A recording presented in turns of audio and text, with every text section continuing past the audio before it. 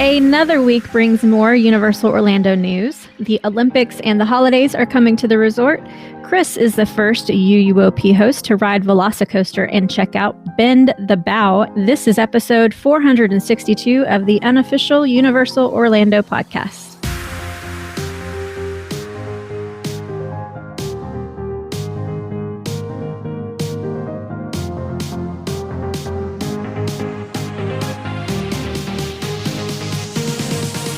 Hello, everybody. I am back, and not better than ever, actually, but I am back. And with me, of course, I have Mr. Lee. Be careful going to foreign countries and not brushing your teeth with the water from the tap. Hello, everyone. Yes, this is very true. And I have Christopher. Ooh, she used my full name. Hey. And I have my favorite, Miss Tracy. Hello, everyone. Oh, so it feels so good to be back and talking to my friends again in English. It's wonderful. My friends. Good to have you back. Yeah, so as Lee said, listen to your travel agent and don't drink the water when they tell you not to drink the water, because it's been not so fun week. I brought a little bug back with me from Africa that it's taken some antibiotics to get rid of, so fun times. But without further ado, let's hear some little things from Seth. Hi, this is Seth Kuberski, your friendly neighborhood co-author of the Unofficial Guides, and I'm here to help you celebrate the long 4th of July holiday weekend with a long list of little things that are new around the Universal Orlando Resort. The biggest little news at Universal Orlando in recent weeks has been the return of pre-shows to most of the rides and attractions in the parks. Most notably, Gringotts has got its elevator back, and so has Men in Black. The Ragtime Gals are once again singing in the Race Through New York starring Jimmy Fallon pre-show. And while the passports have not yet returned to E.T., I am happy to report that his teacher Botanicus is again appearing inside the queue. In other positive attraction news, Stormforce Accelatron in Marvel Superhero Island has resumed operating on peak days. Awesome. The upcharge climbing wall in Universal Studios Florida's New York area has also reopened. Yes. And you can find a new meet and greet with the title character from Boss Baby outside the DreamWorks Destination character party. Speaking of characters, the Superstar Character Parade returned to Universal Studios Florida on a daily basis. The big difference is that the parade no longer pauses to perform show-stop choreography numbers. Now the parade just runs continuously and only takes about 5 minutes to pass by any particular spot. Awesome. Over in Islands of Adventure, it'll be a little easier to navigate from the Lost Continent to Jurassic Park because the bypass bridge around the Wizarding World of Harry Potter, which had been closed throughout construction on the VelociCoaster, is now reopened again. There's even a themed cage over the bridge, so you can stand beneath the roller coaster cars and watch riders go overhead. Right next door in Hogsmeade, the Nighttime Lights of Hogwarts Castle show has returned. The show began running again as of July 1st, and you can find showtimes in Universal's app. Be sure to either show up early for the first performance of the night, or wait until the very final running of the evening, which usually happens right at or after park closing. Moving over to the dining front, we've got huge news, which is that mobile ordering has been removed from virtually all locations inside the parks. It's completely gone at Islands of Adventure at the moment and can only be found in a handful of locations in Universal Studios Florida as well as City Walk. They were having major issues with staffing and demand using the mobile ordering system. Hopefully switching back to a cashier system will make those long waits for quick service dining that I've talked about move a lot more quickly. On top of all that, Universal has also retired the dining plan, both for quick service and table service dining, with very little notice. You can no longer buy quick service dining, although if you have already booked a vacation package with it included, that will still be honored. If you already have any quick service dining cards in your possession, they will expire at the end of the year, so use them while you can. No word yet if or when Universal will come up with a replacement for their dining plan. However, for now, the Coke Freestyle system is still in place, so you can still buy a refillable cup or refill one you already own. The theme park food gods taketh away, but they also give. And recently they've moved the Belgian waffles, which were popular during the Mardi Gras Food Festival, over to the former Hollywood or Bust trailer outside of the E.T. Adventure, which previously sold Dippin' Dots. And I'm also happy to report that self-service has returned to Menchie's in City Walk, which means you can once again sneak some samples of frozen yogurt. Here's a quick merchandise note. I noticed that the price of lanyards at Universal Orlando increased recently. Lanyards now cost $13 for a simple one, or $15 for a slightly fancier design, and the pouches that you use to hold your ticket are no longer included. You can get a plain one for $1, or you can get a themed one for $3. At the same time, I have noticed that face masks are now buy one, get one free. And finally, let's end up with a look to the future. Over at Epic Universe, pieces of track were recently spotted on site, which will become part of a Yoshi Dark ride in the anticipated theme park. That's all for this time. I'm Seth Kabursky, co-author of the Unofficial Guides. You can find me online at the UG Series on Twitter or at the Unofficial Guides on Instagram. And I'll be back again soon with more little things from around the Universal Orlando Resort. Wow, that was a lot. It sounds like things are getting much, much more back to normal, though, after COVID. Is there anything not back to normal at this point there? Yeah, international flights. Well, I mean, yes. Those Brazilian tour groups aren't there yet. Yes. Why remove the dining plans? That was a big to do amongst travel agents recently because they literally gave no warning.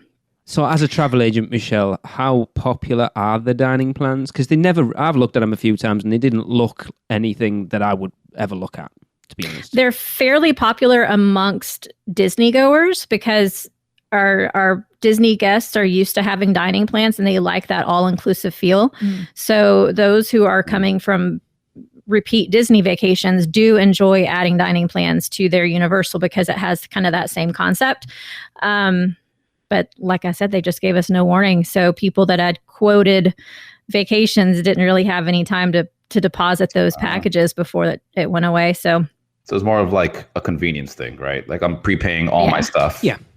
Yeah. Okay. I mean, there are ways to make it worth your money.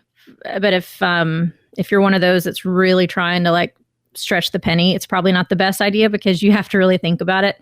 But it's nice, especially if you have teenagers, because they can just give their teenagers the cards and they don't, instead of giving them money or credit cards, they can just give them the dining card and let them go about their day and they can feed themselves. So they can lose the card instead of the money. Okay. Exactly. Yeah. Do you guys remember a long time ago when they had the unlimited dining passes? No. That would have been nice. It was the best thing in the world. It was $20 for adults. You get a wristband and you have quick service food unlimited all day. SeaWorld has that. Yes, they do. Yes, Right. they do. I think they're one of the last ones that had it. But Universal had this 12 years ago. I think it was a long time ago.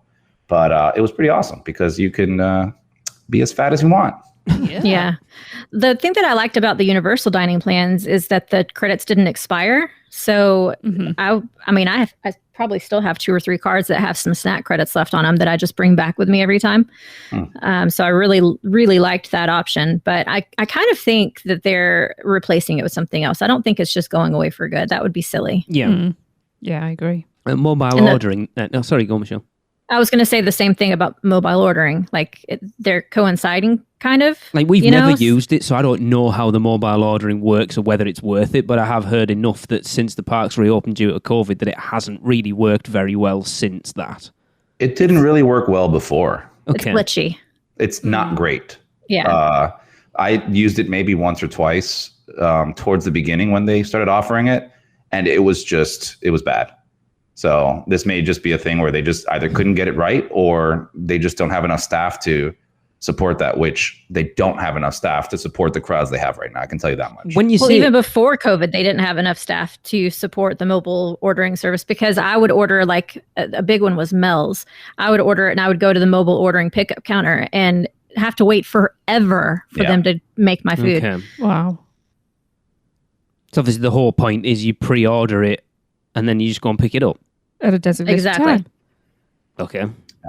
And when you're not picking it up within, I mean, you give them 5 minutes, don't you? If it's not 5 minutes, then what's the point? Yeah, exactly. It didn't make much sense. So I'm kind of thinking the fact that they removed that, or they're starting to remove it completely, and then they also took away the dining plans. That feels fishy to me, like something's in the works, and I'm not sure what that is. But they could just trying to be reorganize everything. Yeah. You've got to look that, I think, because they're going to use Universal Orlando to do any sort of testing for anything they're going to put into Epic Universe.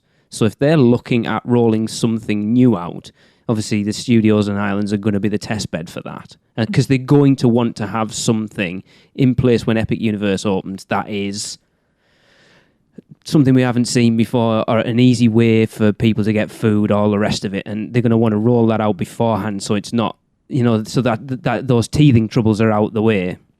Mm-hmm. Like you look at the hassle they had with Tapu Tapu when it first started, and then we actually expected it to roll out into the parks, and we still haven't seen that. I'm quite surprised actually that hasn't. Like that magic band type of thing. We thought that the Tapu Tapu was the sort of tester for it, and then once they got it up and running, that you would see that implemented in the parks, and it's surprising that hasn't happened. Which is, over at Disney, they're taking away their magic bands. Are they? Yeah. Really? You don't get them for free anymore. Okay. You can do everything from the app now that you could do with a magic band. Right. Oh, that's ideal then for people like me. I can't stand things around my wrist. That was always my concern about these, was wearing something around my wrist. Yeah, you can. So, it stores your tickets now. You can scan them from the app, which you couldn't do before. Okay. It can open your hotel room. Well, it does everything. So Just now, in order to, if you want a magic band, they still work, but you have to purchase them. Okay. So apparently, like I saw a video on this, which kind of coincides with this, if you relate them, where fast passes obviously are gone at Disney, right? They haven't come back yet. Right. And they're most likely not going to come back at all, from what I've heard. And that's because apparently fast passes were never to really, get somebody to ride something. It was actually to control the flow of the park. Yeah. And they don't need that anymore because they can do that through the app. Yeah. And so that's why most people are saying that don't expect fast passes to come back. Mm-hmm. They already have an app. It's on your phone. They can track you the entire time in the park now. And then they can give you updates through that and flow you to wherever you need to go. Yeah. The argument was that if everything was just standby line, it would run much more efficiently anyway. I kind of think, and I don't know if I think this or I'm just holding out hope for it, but I really wish they would bring the Max Pass, which is what they have at Disneyland. I wish they'd bring that over to Orlando because it made so much more sense. But isn't that just like Express? Yeah, kinda, yeah. But people could buy it, and it wasn't super expensive. But the great thing about it was that you couldn't book things in advance. I thought the whole Fast Pass thing of having to book them in advance was so stupid. Now, like over at Disneyland, the Max Pass, you can't book them until you're in the park. So it's like an even playing field for everybody that day. It was super difficult with Disney, right? In order to book, you had to do it 90 days ahead. Yeah. Or 60. And then if you're staying on site, you get like 120 days. Yeah. Yeah. Which is what I love about Universal and their Express Pass system. And it's so hard to convince Disney clients that they don't have to plan like they did for Disney. Yeah. Like, listen, you've got Express Pass. It's not the same. I swear. You can just walk in and go about your day. So much more relaxing, honestly. I mean, we were talking to a friend of ours the other day who was lamenting the state of boarding passes for Rise of the Resistance. Just said it's just a nightmare. Yeah, I still haven't ridden it. Which is crazy. If you go to that park, I think it's ridiculous that you can go to a trip to Orlando and not get on a specific ride that you want, even if it is. Like, look at the VelociCoaster's opened, and I think the longest wait time I've seen for it, other than opening day, is like 75 minutes, which for a brand new coaster that is getting the rave reviews that it is, isn't bad. It's insane. And they were even lower sometimes. And yet, you can go down to Disney, to Galaxy's Edge, and not get on. I think the fact that you've got to book them, that's like a lot of people have complained the same with the virtual line for Hagrid's. When that went to virtual line only, I saw so many posts in annual pass holder groups or Universal groups of people saying, how do you get them? Because I have been like the last 3 days and haven't been able to get a virtual line. And once you go to that reservation only thing, it's going to upset a lot of people, especially because they put them on those major rides that people want to ride, and you're going to have people who are severely disappointed. Yeah. At least if you have a standby line only, then it's up to you whether you're standing it or not, but you've got a chance of getting on it. I'd be extremely if I bought a ticket to go to specifically ride that ride, and I couldn't be What's the same with us? We're next trip, we're hoping to be able to ride it. It's a long way to go to not ride it. And I mean, we're not just going to Orlando just to ride that, by the way. But it's I am. That's me. But it's not like people don't have a choice and can take their business and elsewhere. There's plenty of choice to ride it. Yeah. If you get there and all those boarding passes have gone, that's it. You're done. You're not getting on it. If you've got one day at that park and they've all gone, done. You're not getting on it. Yeah, I was there for a week last summer and didn't get on it. I mean, that's crazy. Yep. I know it's popular, but that is mental. That needs a better system. That's they just need to let people do standby. Yeah. I mean, what's the big freaking deal? I bet there's people who have boarding passes and don't turn up. Like, I wonder if it's that popular. I mean, you'll probably you can only book them in the park now, can't you? You can't book, because you used to be able to book them, like, if you were at home and people booking them, think, we might go today, we'll book one anyway, and then just not go. No, I think you have to be on property now. Anyway. I mean, if the only thing I can think of, again, from like a monetary perspective, is if you had a standby line and it got up to your 240 minutes or whatever, those guests aren't busy spending money elsewhere in the park. They're just waiting in a line. So that's my best guess. You've got to find a happy medium, though, of making sure that people are riding it and people are out there spending money, but people aren't getting off because they're not being able to get on it. The thing is, if people don't return because they're so off about it, they're getting even less money then. I know there's always somebody else to fill the gap, but, and that's about just like a Star Wars pop quiz. And if you can't answer the questions right, you don't get to ride the ride. Oh, sorry, Lee. I'll be all right. I know my stuff just because I'm not a massive fan. Anyway, one last thing before I had to move on. So Stormforce is the second to last attraction to reopen at Universal. I do believe at this point there is only one attraction still closed. Poseidon's Fury? Don't think we'll see it reopen. No, I don't think that's ever going to reopen. I think Sadly. This is the end of Lost Continent. Whatever they do with it, and whenever they do something with it, but I don't think you'll see that reopen now. Sad. That hurts my heart. They didn't give me a chance to ride it again. It doesn't. We did it when we came over the weekend, and I used to love it. And I was like, oh, yeah, it's very dated. I'll be honest. I don't like the amount of standing around there is in it. It makes when I've been walking and my back starts to settle and then I start to stiffen up, it's just like, no. And if you hit it wrong, you can spend 20 minutes stood in that boiling bloody tunnel waiting just to get in it. So, I mean, you think that land isn't particularly huge, but then you look at the footprint the Poseidon's Fury takes up, plus Sinbad. There's a substantial bit of land to put something in there, actually. Oh, yeah. Just the front area of Poseidon's Fury is huge. Yeah, it's massive. And it's right next to Wizarding World, so it's a good place to expand. Yeah. No. And the little stalls around there, that's actually quite a big footprint. It is, it looks like it's very cleverly done to make it look crowded, but it's actually quite a large area. It's crazy to think how big Lost Continent was before. Yes. I know. I've had this conversation with Tracy. I have very, very little memory of those first two trips we had in 04 and 05 of what it used to be like. The most memory I have of it is the Dueling Dragons. Yes. Mm-hmm. And then the giant restaurant that was the tree. The Enchanted Oak. Yeah. I just loved that as a kid. Yeah. It was a lot of fun, but aside from that, I don't remember much either. That's about the same for me, to be fair. You don't remember meeting Merlin? No. It was a long time ago. I don't know. Anyway. All right. Well, moving on. How about we hear about some holidays from Tracy? That sounds good to me. So yes, the holidays came to Universal last year in a much smaller way than it usually does, for obvious reasons. And we expect this year for it to go back to its usual celebrations, but Universal Orlando Resort will unwrap its 2021 holidays celebration on November the 13th and run through till January 2nd, 2022.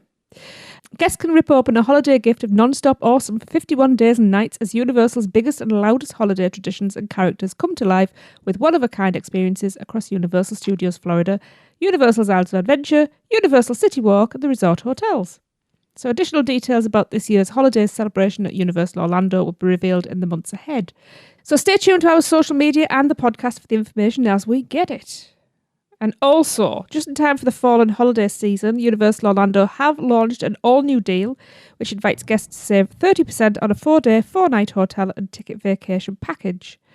The limited availability offer must be booked by September the 8th for travel from August the 16th till December the 16th.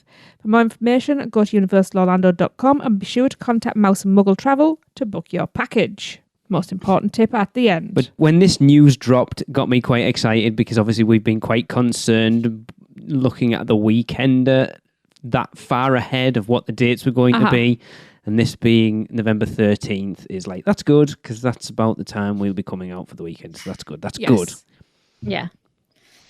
Yes. And that package is kind of a weird one. It's kind of misleading, but it's only available for certain hotels and certain days of the week. It's an odd one. So don't get your hopes up too much because it's hard to make that one work for people in my experience so far. Yeah. Giving Rush of Fear a quick plug. The biggest thing I've seen people complain about is like, you're giving us holiday details. We've had one Halloween Horror Nights announcement so far and the thing's 2 months away. Yeah. They always drag the heels on it though. Not this far out. It's 2 months. It's less than 2 months till Halloween Horror Nights starts. And we've got nine houses and all the scare zones and shows at this point to announce. Maybe we're getting no announcements this year. Everybody goes in blind. That'd be awesome. I'd be fine with that. Yeah. That would actually be kind of cool. That would be awesome. That would be so good. The thing is, as soon as that first night opens, it would be everywhere anyway. So you wouldn't, unless you were going first night, you wouldn't be able to know. But that would be awesome. Imagine the hype opening night. It's all blind. Yeah. In fact, can't share it or anything. Do you know what? They should do an actual blind event where everybody gets blindfolded as they go in, because then they don't have to worry about sets. It's, what they call it? Just have people coming up to you whispering pit. nasty things. That would be so cool to go into Horror Nights not knowing what's there.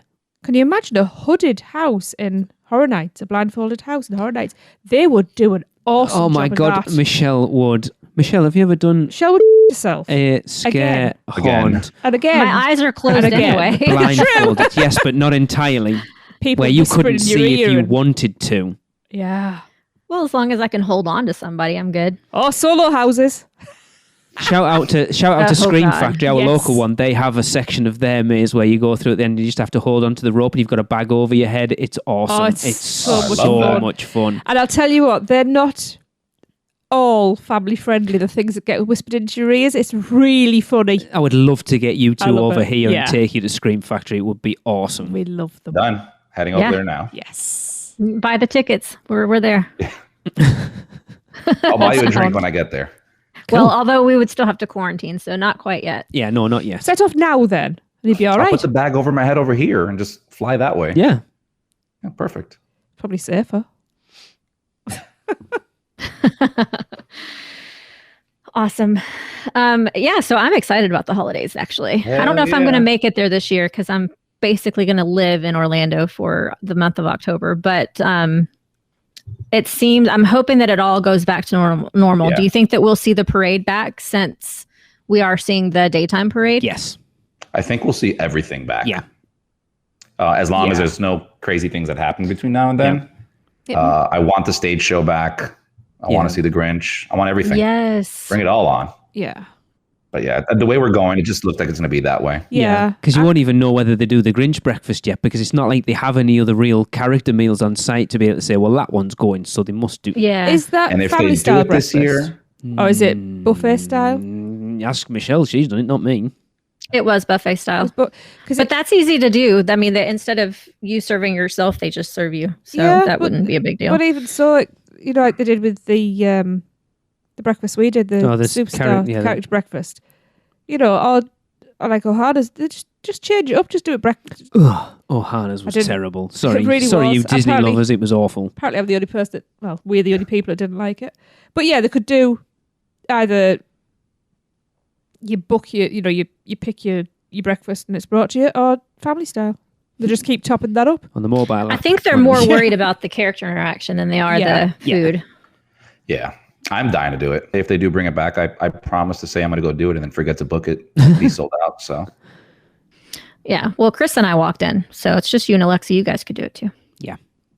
But the characters there are very intimately interactive. Like they get right in your face. They sit down at the table with you. Good. love it. Yeah. So it's it would be very different. That experience would be very different than if they weren't able to do that. If they just had to stick them up on a stage for you to take pictures, that'd be weird. Yeah. I wonder if they're going to have like the Who's traveling around the land doing the very same thing. You know what I mean? Like they would come up to you and talk to you and do all that kind of stuff. Yeah. I guess it just depends how things are closer to that time. Yeah. Yeah, you've got a while yet. 6 months-ish. Time for another variant yet. All right. Yeah. We'll be on Zeta at that time. Probably. Good Lord. Anyway, Christopher, you want to tell us about the Olympics? She's sticking with Am I in that full trouble? name. Am I in trouble? Oh, always. No, I just like the name Christopher. Okay. Olympics, everybody's favorite sport every 4 years. NBC Olympics launched Rings Across America last week, giving guests at Universal Studios Hollywood and Universal Orlando Resort an incredible opportunity to get up close and be dazzled by a life-size set of iconic Olympic rings as part of this historic national tour, which promotes more than 7,000 hours of coverage of the Tokyo Olympic Games that Team USA fans can watch across the networks of NBC Universal. Or Team GB, if that's what you want to watch. Oh, whichever country you're in. No, I'm being very specific because most of our listeners are from the US or over here, so... But some are other places. Hey, Other countries are available. don't alienate our listeners, Lee. We got some Swedes listening somewhere, maybe. To all you Welsh fans and Scottish fans, sorry, I know we're still in the Euros. Sorry. With less than a month to go to the opening ceremony of the Tokyo Olympics, the interactive Rings Across America exhibit made its inaugural debut at Universal City Walk at Universal Studios Hollywood on July 3rd and 4th, and will be on display in front of the Universal Studios Florida entrance arches on July 16th and 17th. Rings Across America will tour the country leading up to the opening ceremony, making stops at additional locations in Chicago on July 9th, Miami, July 13th, cool, Washington, D.C., July 19th to the 20th, and New York City, July 23rd to the 25th. Interesting. Awesome. Not something I would necessarily go to Universal specifically No, it's a to weird do, thing, isn't but it? I mean, I'm just flicking through my feed because earlier today I was going through, there was actually a trailer for it. Yeah, well, they're also doing... Marked up. the booths are already up, aren't they? Like Yeah. they did for the Summer Food Fest and stuff. They're doing like food stuff for the Tokyo Olympics as well, which there's some pretty decent stuff there. It's cool. I'd go see it. Something different, isn't it? I love the Olympics, so Yeah, I love them too. Just something different. I mean, it's just another excuse to go up there. So Of course.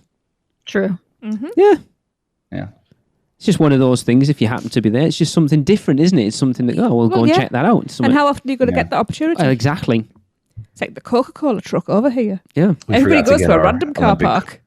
Olympic ring donuts. We forgot them. Oh, yes. Very saddened.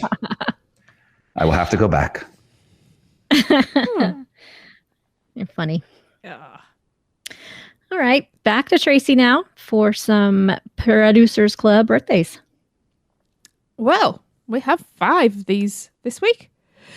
I know a few of these. Oh, wow. Wow. Okay, so we are going to kick off 6th of July with the lovely Glyn Petrie's birthday. Happy birthday, Glyn. Happy birthday! Happy birthday. And on the 9th of July, it is the awesome, wonderful, my Jaws cohort, Thomas Wagner's birthday. Happy birthday! Happy birthday, Thomas. Happy birthday, Thomas. Happy Jaws the birthday. That's what the J stands for. You know that, don't you? I didn't Yeah. know. Actually, that makes sense now.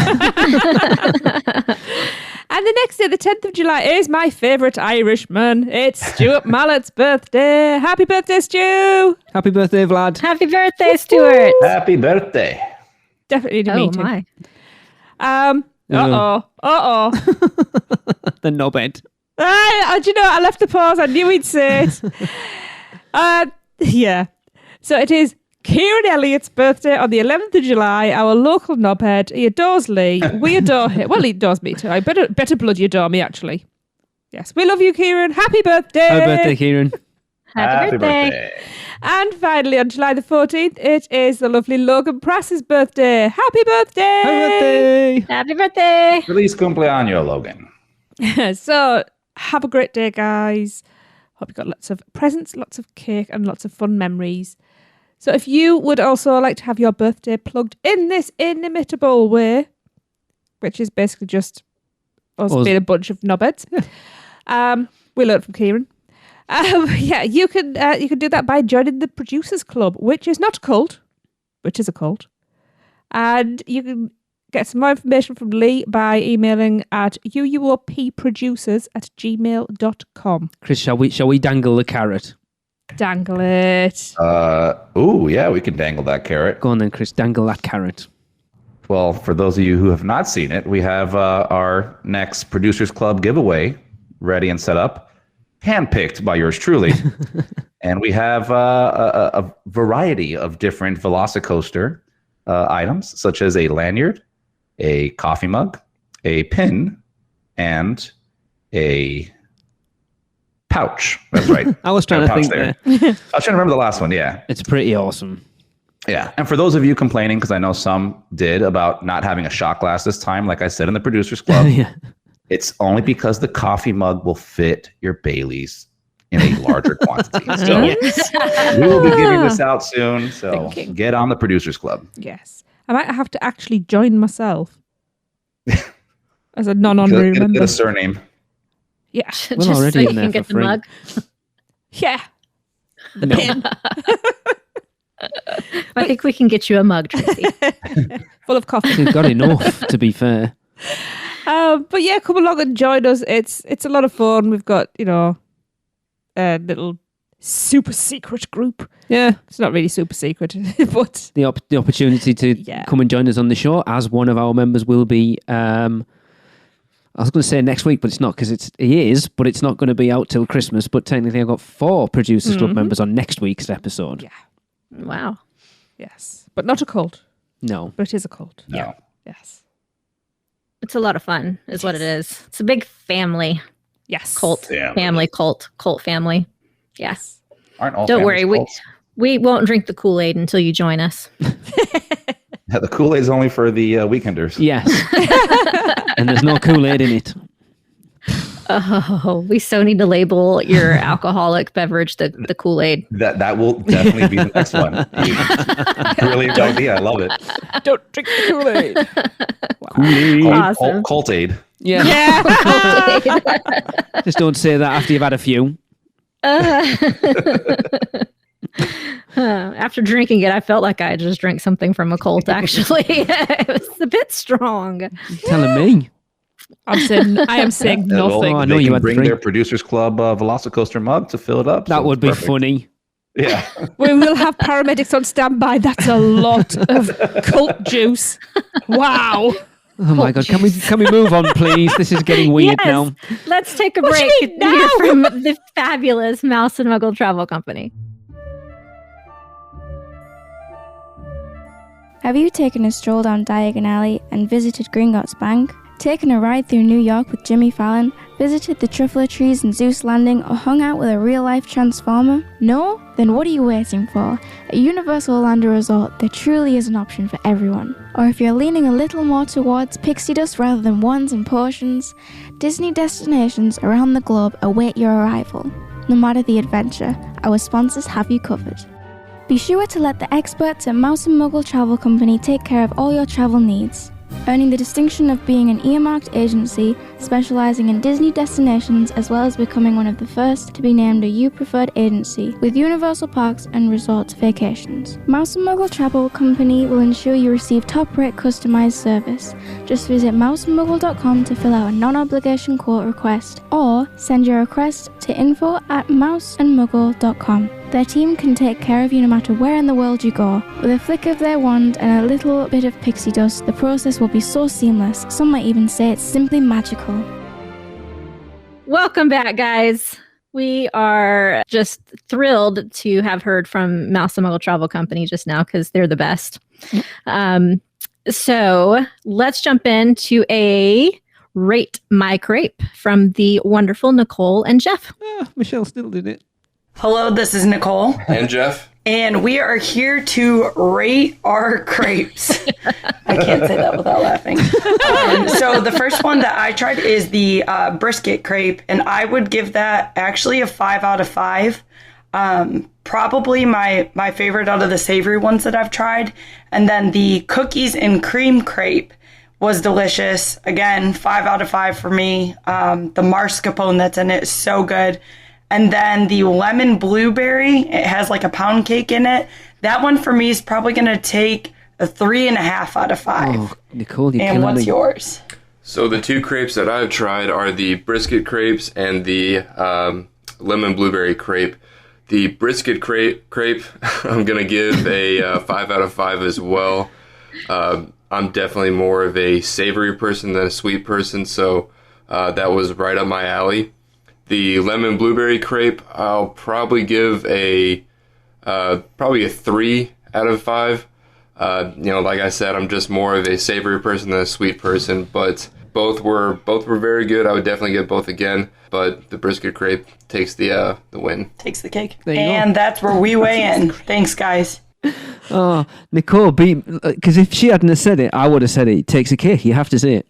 Takes a crepe. No, she said cake. I know, but takes a crepe. I'm so disappointed because the lemon blueberry one is the one I'm looking forward to the most. And they were both kind of like, it's all right. I do feel I need to see some pictures of these because I feel I need to try one at home and I'll have to make Tracy doesn't follow our Instagram, obviously.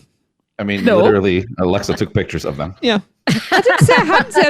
I feel I need to see some so I can I'll have her send them to you. Thank you. The problem is there's so much new food. We're going to talk about some more of it. That's not again. a problem, Lee. That's the solution. There It is, is. because unfortunately the last 2 trips, as people on this podcast can attest to, my stomach doesn't like traveling to Orlando for some reason at the moment. And I'm not always hungry, not ill. It's just No, like it's I get to nobody else mealtime and eats. I'm like, I'm not hungry. I don't want to eat. But I want It's to a traveling thing. The same thing happened to me in Africa. It's weird. Yeah. And it's not like I can eat even if I'm not hungry. I can sit at home and just be like, I just want to eat now. I'm just going to get some stuff and eat. Yeah, over there, I'm just like, ugh. And it's only been the last 3 trips. Which sounds That's your weird. problem, It's though. not You You get gotta to go old. I don't know what it is. It doesn't affect Tracy. She likes Oh, No. no, To it eat at really Universal. doesn't. Especially breakfast. It's like, I'll eat my breakfast and Michelle, pass me your macadamia pancakes over and I'll finish them as well. Yeah. I'm I going Lucy know. will I was finish like, anybody's plate that's left on the table. Actually, that's Golden not Especially true. Lee's. I don't share. Yeah. I'm terrible. I don't share food, but that breakfast I ate as much as I could of everybody's. she sure did. I was like, I'm done. I'm full. You want to try mine? Yep. Can you just pass me the plate? Because Michelle was like, don't get them for yourself because you'll never finish them. You what? There's a challenge. Challenge accepted. Okay, then. I'm going to eat mine and yours. Oh, she's the best. Ah, yeah. So if You don't have to live anyone with her. out there listening would like to rate your crepe, just record us a message like Nicole and Geoff did, rating any and all of the crepes you have tried from Central Park Crepes out of 5. 1 being ugh and 5 being hell yeah. And then just send it to us at podcast@uuoppodcast.com. See, that Nicole and Jess was perfect. That's exactly what we said. They tried 2 or 3 Yep. and they rated them all. They And did. then at the end of it, we will have a definitive list of which are the best and which are the not so best. Good job. And this is July, so it's only taken people 6 months to figure out how to do this I one. still blame Gillian. Nicole was your replacement for the last 2 weeks, by the way, Michelle, just so you know. Aw, she's a worthy replacement. I'll take Lee, it. keep them calling her Michelle, too. I did. Yeah. Aw, that's okay. So Lee really missed you. Yeah. I missed him too. Yeah, I'm sure. All right. Well, let's hear about Chris's trip that he got to take, because mine was fabulous. Let's not mince words here, but I think he had a little bit more fun than I did at times. So, Chris, tell us about your trip. It was okay. Okay, next. done. Brilliant. Moving on. Can't wait to Right. check those 2 things out. That does it for this episode. Thank you guys for joining. See you next time. You want to book All right. a trip to have such a good experience that Chris did? Mouse and Muggle. I want the Chris trip. Okay, Let me all right. remind you, Christopher, you did VelociCoaster. Oh, that's right. You Yeah. tried some bao buns, I think. Yeah. Yeah, see, Michelle, we haven't had a chance to talk to you about Bend the Bow because it opened obviously while you were away. No, I don't even know what this is. I'm just talking about it. Yes. So I did write down some notes. I deleted that note, so I tried to rewrite the notes again. So this is what I got.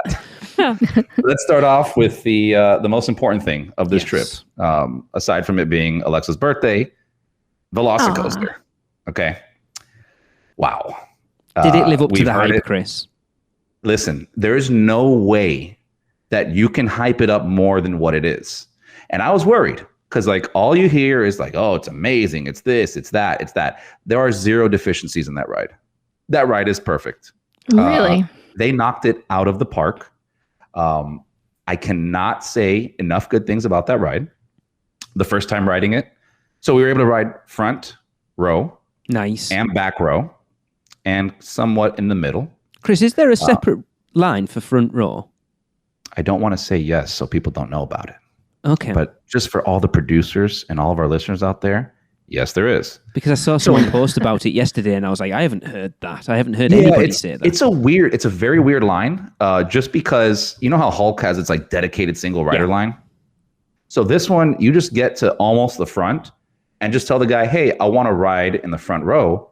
There's this tiny, like maybe 4-foot portion against the wall that has a little sign that says single rider line. And they just go, oh, wait, right there. Not enough people are asking to go there where it's not even an issue. Like I waited one extra cart to ride the front row. Oh, well, then why wouldn't you?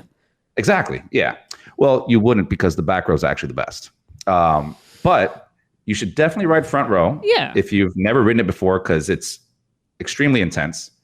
But yeah, the back row is way faster, especially on that top hat. When you come down the top you hat, get whipped over the top of it. you get ripped out of that seat. It's incredible. It felt so amazing.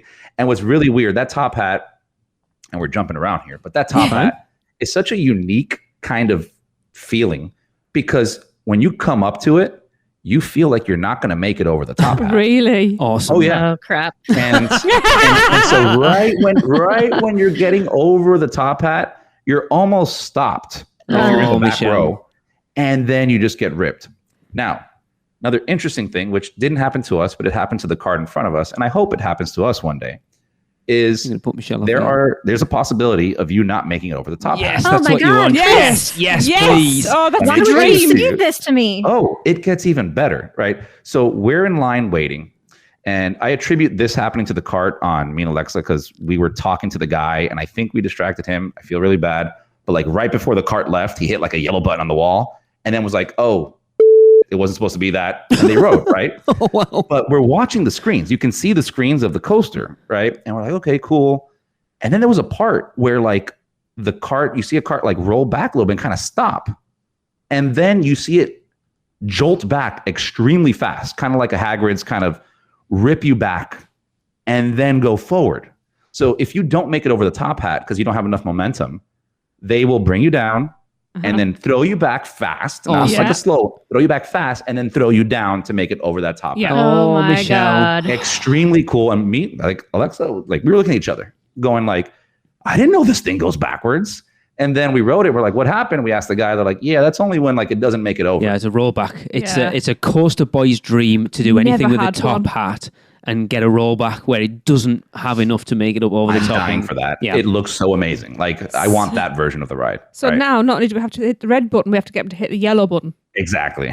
Well, okay, question here, Mike, because my anxiety is reeling right now. So, Oh, God. question, what happens to the other cars that are on the track behind that car when it needs to go backwards? Are there places designated where there will be. the other cars stop? No, they didn't. We didn't see any other But cars there will stop. be. I think. There'll be enough distance between. I would I imagine. think there's It'll enough be all distance calculated to. and- Like I don't know if they let the next cart go because they can like hold you inside of that little area where you get launched.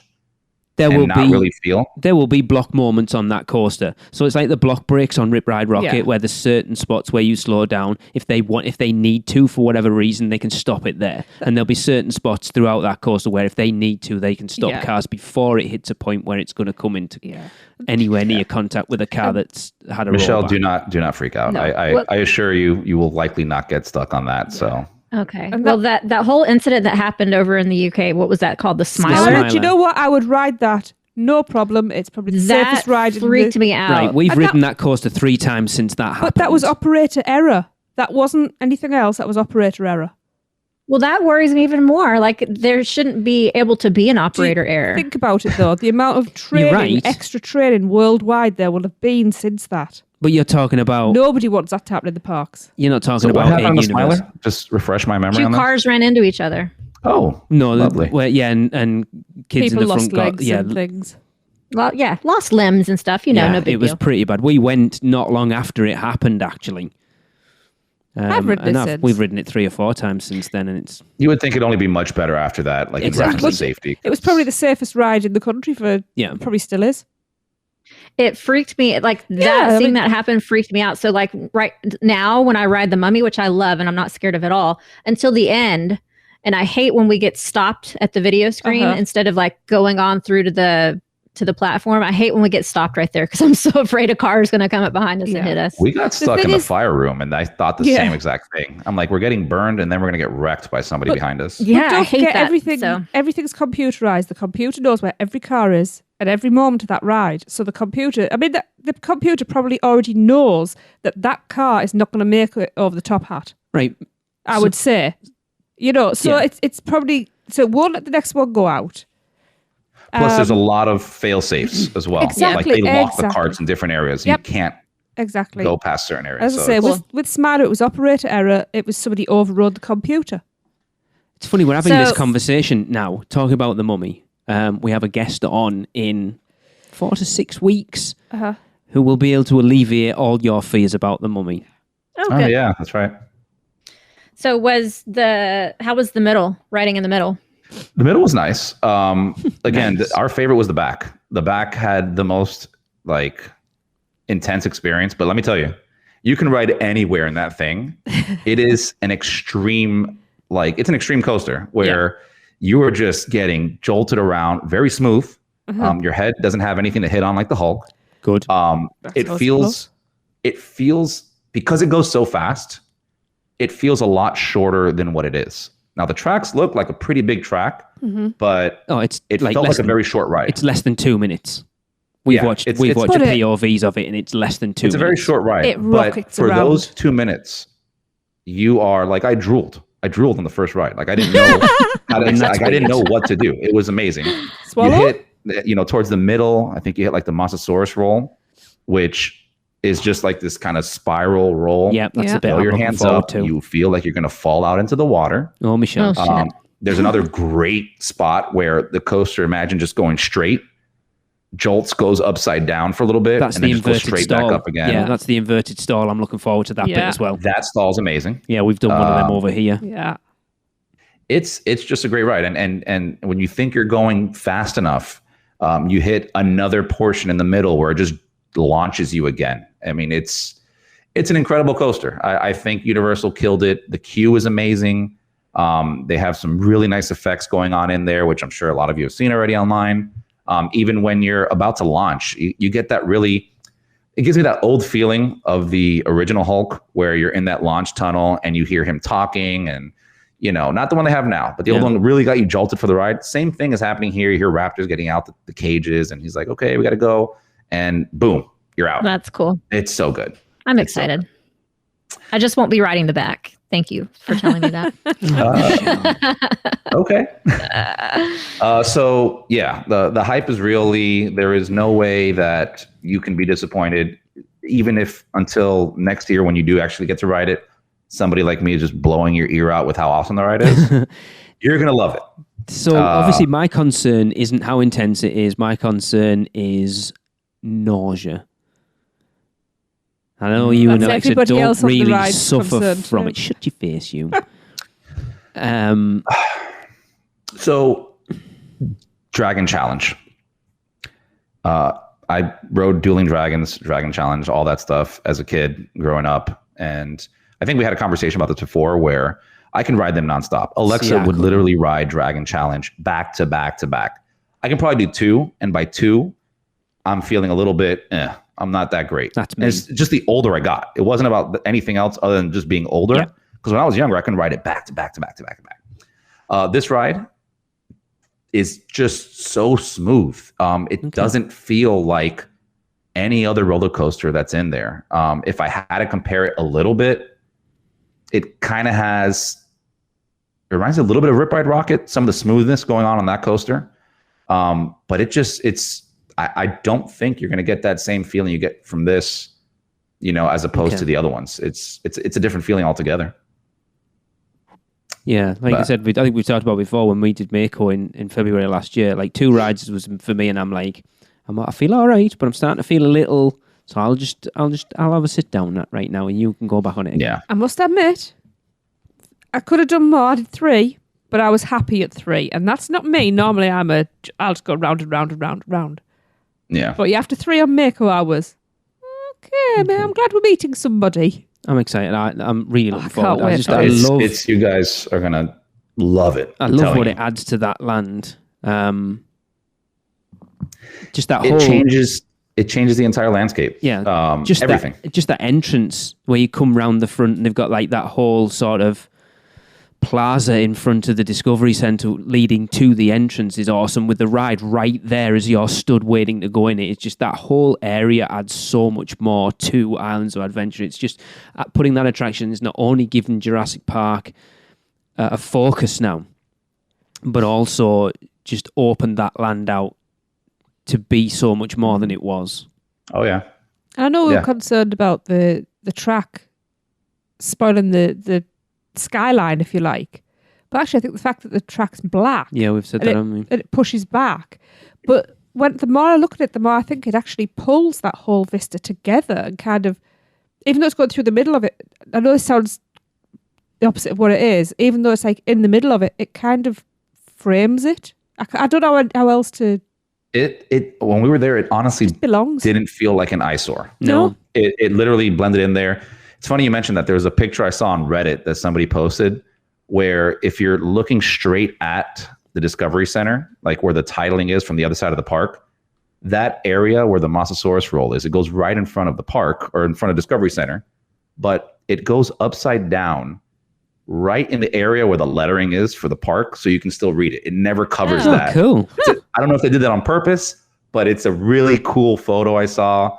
And people are like, it's almost like they did this so you can never get blocked this view. Like, it's really cool. Did you get to do it at night, Chris? No. So we had your very, very, very traditional, terrible Florida weather. Uh-huh. The ride was going up and down nonstop because there was so much thunder. And it kind of like the entire park was obviously having this, so many ride delays. We did have a really, really cool moment, which this is a mini spew. And Alexa is going to write this into them. We got off the first ride. We were all stoked and all that stuff. We go downstairs. We're leaving. We go to Discovery Center. I'm looking for the press penny machine for the VelociCoaster. And we talked to this one guy. His name was Jesus. And he's like one of the opening day managers, whatever. And we just got into conversation. He went to go look. He comes back. And then he noticed, because it was Alexa's birthday, saw the pin. He's like, happy birthday. How'd you like it? I was like, oh my God, so great. Blah, blah, blah, blah, blah. All that stuff. He goes, would you like to ride it again? And we're like, yeah. Okay, come follow me. I'm like, okay. So we follow him. He takes us back in through the back entrance, walks us straight into the line where you just, not the line that you get in from the front, like the back side, and lets them know, hey, put them on, blah, blah, blah. That exact moment, the ride just went down for Thunder. And we're like, oh God, we really want to ride it again. We're all like psyched out. And he goes to us, hey, it may be down for a little bit. You want to wait? I go, yeah, I mean, we'll wait. Thank you for doing this. You didn't have to do any of this. This is really cool.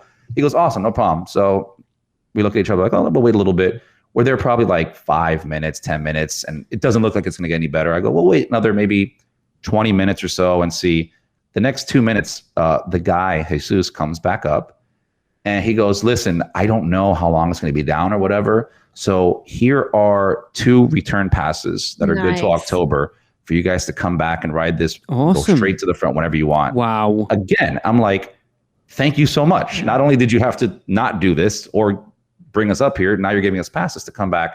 It was a very cool moment that they made special for Alexa for her birthday. Nobody asked for this. We did Brilliant. nothing. Him just saw us, just did it, which was a really, really cool moment. So I do want to give a shout out to Jesus from the parks, and Alexa is going to write that in. So got to call out good service when they do good service like that. It's cool. That's awesome. Yeah, so we do want to go back right at nighttime. Apparently, nighttime is a whole different experience. I can imagine. Yeah, for Especially sure. that top hat. I even heard that the inside is themed out for nighttime as well. I don't know if you saw this. No. So there is like a night tower that flashes a light. Yes. You saw that? Yes. Okay.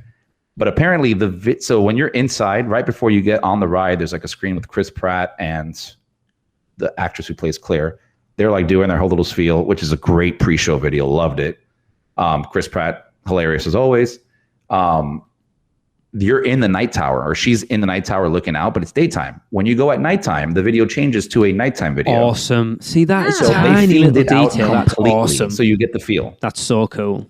Now we didn't see it. I did read about it online. I saw a little piece, but I can't wait to go back at nighttime. I love that tiny, tiny little attention to detail. Yeah, it makes a big difference. It really does.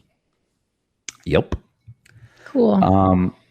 What else? That's enough about VelociCoaster. If you're listening, go ride it. It's amazing. It's worth a trip just for that ride alone, which is basically one of the couple rides we rode that entire trip. What else? Bows, bend the bows. Come on, Chris. Yes, bows. So we got to try one or all of them, and brisket is king. Wait, so the restaurant is called Bend the Bow? Yes, Bend it's the where Bow. the old sushi place used to be upstairs, Michelle, near Burger King and Moore's and that. On that weird balcony corner. Oh, okay. I think it was just called Asian Fusion, right? Something like that. Before, Yeah. Okay, gotcha. So they offer a bunch of different bows. I know Nicole talked about it on one of the last episodes we did, just to kind of piggyback on what she was saying. Yes, you can remove items if you don't want them inside of your bow, which is good for picky eaters like me that don't like certain items. Yes. So, and they had no problem. It's not like one of those special things like, whatever you don't want, tell us. We won't put it in there. That's good. Because sometimes these places, it is just a bit, it's all pre-made and it's just a scoop of this. No, they're doing it right. And there's which is nice. There's the same way that the sushi place had like that open window to watch them make sushis. You can watch them make your bao buns like right there. Yeah. I like seeing my food being made. We did get everything. Okay. Okay. We had to try them all. Of course. We tried most of them. Alexa's a seafood eater. I don't eat seafood, so I can tell you from what she said. But yes, for me, the brisket was great. Fried jalapenos. I got it the way it came with the avocado, lime, caramel, everything. It was phenomenal. Then I also really liked their pork belly. Typically, pork belly is like hit or miss because it's either too fatty and not like crunchy enough because they didn't cook it well enough. Yep. Or it's like perfect. I like the way they cooked the pork belly here. It was really good, the same way it came. I just didn't get the peanuts in there because I don't like peanuts. And then the kimchi FC, which is their fried chicken, is pretty good. The only issue that we had with the buns on some of the items is we were there not during much of a rush. We got there before the rush. So some of the ingredients, like the main meats, could have been a little bit fresher. Okay. But it's a quick service kind of thing. It didn't take away, we still enjoyed them thoroughly. Okay. And for the seafood items or those seafood ones, the shrimp, Alexa said was her favorite. Okay. It was like a nice crunchy piece of shrimp. We both, I don't know if I tried it. I know she tried it. And hopefully it's much better next time when you go, Tracy. The veggie, she did not like it very much, even though she likes veggie items. Okay. She says the mixture of ingredients just didn't do it for her there. But everybody has their own palate. So of course. you may love it. Yeah. But it's definitely a great addition to the parks. I think the pricing is spot on. If you're going to go, just order a bunch because they are smaller. They are small. Yeah. They're small. So we did an order and then we just went back and ordered more just because. But I would definitely say if you're getting a snack, grab like 2 of them. Mm-hmm. If you're trying to fill yourself up for a while, probably 3 or 4 of them. Because it makes sense to get them all in one go as well, doesn't it? Because obviously your first two are $11.99 and then every subsequent one's like $4.49. plus your discount if you have a pass. Oh, cool. Pass holder Okay. discount. So the pricing, I think, is on point for what they are inside of a theme park. And like I said, it's a great addition to the park.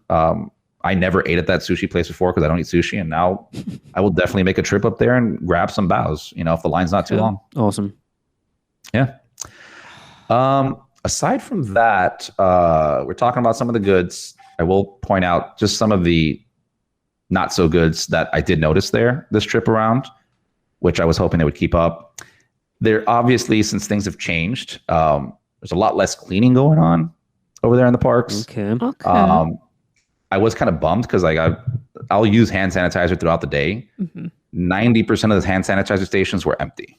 Oh. So, which is weird. Yeah. And this was not like in the end of the day. It's just like it wasn't upkept as much. Not a huge deal. I'm just calling it as I see it, right? Are they still making a big issue about sanitizing your hands before going into rides and buildings? Oh, no. This is me just trying to get some hand sanitizer after coming off a ride when they're on the walls and stuff. They don't give you hand sanitizer anymore to get on the rides. Right. It's just normal. The park is back to 100% normal. Full capacity at the rides. I know we all know that, but it's just to confirm, yes, everything is almost basically back to normal. Okay. And there was, and I know this is like a different issue altogether, staffing. They need a lot more staffing. Hopefully now that they've, increased the base pay and everything. Yeah. We did notice a lot of areas when we were trying to get like quick service items or just mostly every area that we saw where they, there's staff that serve you. They were very short staffed. And this is during a peak time in, summer. So, but that just comes down to the amount of layoffs that happened during COVID, and now they're struggling. Correct. They have put it out there. They are taking these people on, but it's going to take time to get them in and get them up to speed and all. Absolutely, that. Yeah. And that's why I said that's a whole different conversation altogether. But they definitely do need to get staffing. But I will again give a shout out to the staff that are working right now. Are extremely, worked hard, right? So they are having to deal with a lot of guests, and we still saw like very high positive attitudes there. So our experience was still really good, even though there was not as much staff that was there. Okay. So I do want to give a shout out to those guys. They're really killing it over there at the parks. Good. Keep up the amazing job you guys are doing. So that's basically it. One other thing I will say for all my breakfast drinkers out there, we stayed at Sapphire Falls, which is one of our favorite hotels. And we had never done the breakfast down at Amatista's.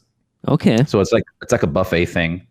And typically we kind of skip breakfast when we go to the parks, but since we were staying on site, we're like, oh, let's, be a little bougie, be a little fancy, and breakfast is bougie. Okay. Well, at $25 a plate, it's kind of bougie. No, I agree with you. It cost me and Jesse 50 odd for when we went to Islands. Yeah, that was the one with Michelle and Robin, and I didn't even eat half of mine. It was worth all three breakfasts. It wasn't worth any bloody breakfast for me. But okay. You see, that's bougie for us because typically it's a breakfast bus sandwich. Yes. Or, or a boat the burrito on the boat. Yeah. Boat burrito.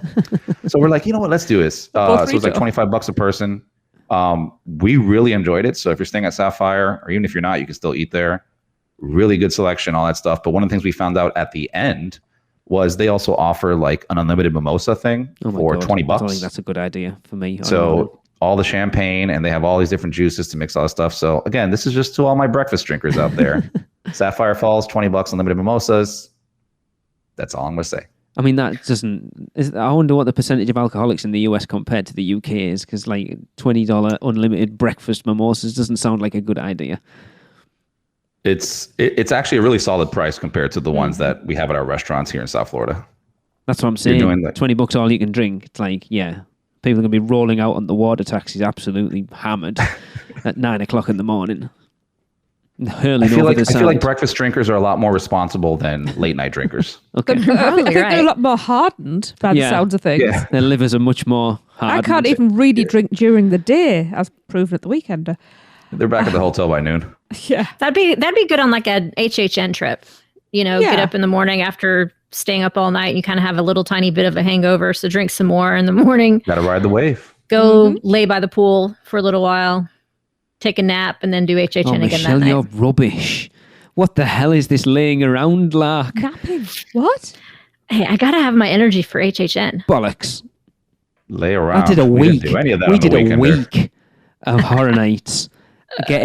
staying up till 1, 2, 3 o'clock in the morning, and we were up at I didn't even get any sleep. 3 hours sleep, and then we were back up at 8 the next morning, back into the parks. Do you remember how naive we were buying express passes, thinking we were actually going to use them?